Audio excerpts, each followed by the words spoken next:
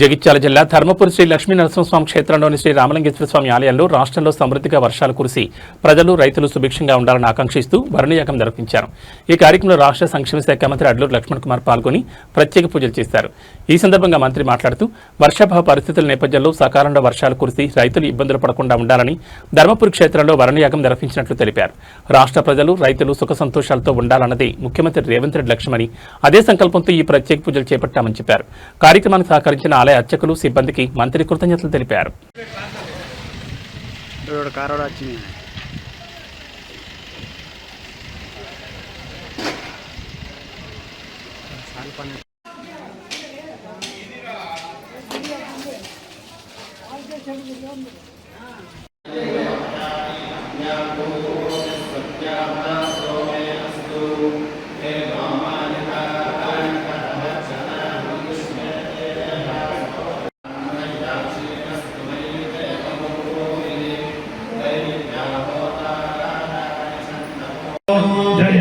शुभकर सर्वबलात्पर जगदोद्धार नमो नमो शरवाहन नमो नमो मुनिजन वंदित नमो नमो माया राक्षस मदापहरणा मन्मधारि सुर नमो नमो जय विघ्नेश्वर नमो नमो जगद्रक्षक नमो नमो जय कर शुभकर सर्वबलात्पर जगदोद्धार नमो नमो जगदोद्धार नमो नमो गगननाथाय मंगलपरशुराय विघ्नराजाय विघ्नहर्ताय समर्पयामि पुष्पाक्षय देवतं समर्पयामि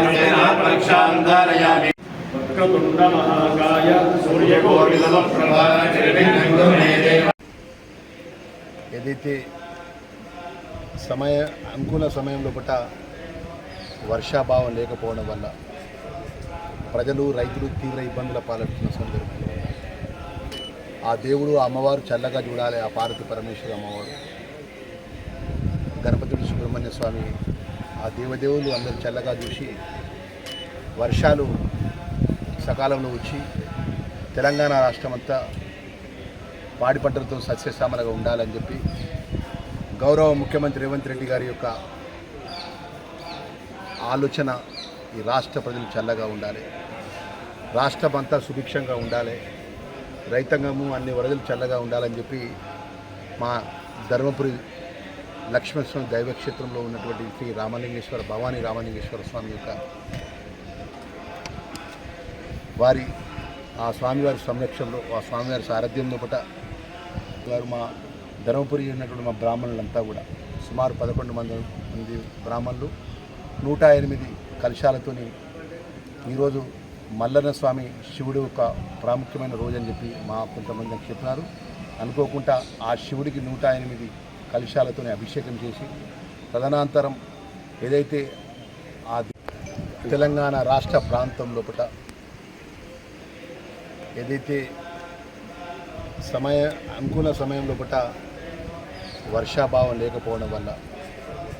ప్రజలు రైతులు తీవ్ర ఇబ్బందుల పాలవుతున్న సందర్భంలో ఆ దేవుడు అమ్మవారు చల్లగా చూడాలి. ఆ పార్వతి పరమేశ్వరి అమ్మవారు,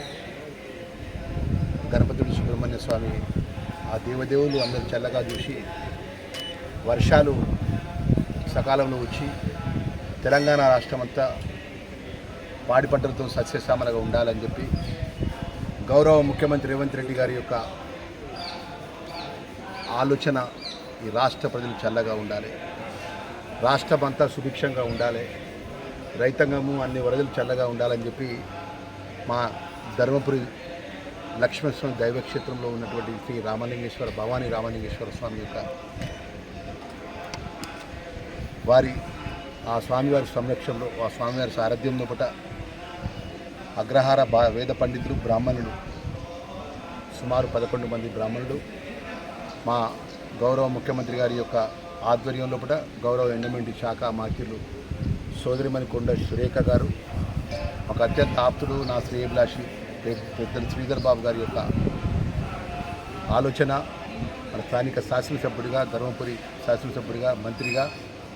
తెలంగాణ రాష్ట్రంలో వర్షాలు పెద్ద ఎత్తున రావాలి, అన్ని వర్గాల ప్రజలు చల్లగా ఉండాలి, రైతాంగం చల్లగా ఉండాలి, ముఖ్యమంత్రి గారి ఆలోచన, ముఖ్యమంత్రి యొక్క పరిపాలన చల్లగా ఉండాలా, తెలంగాణ ప్రజలు చల్లగా ఉండాలని చెప్పి ముఖ్యంగా ఎండోమెంట్ సంబంధించినటువంటి ప్రిన్సిపల్ సెక్రటరీ గారు శైలజ గారు, కమిషనర్ గారు హనుమంతరావు గారు,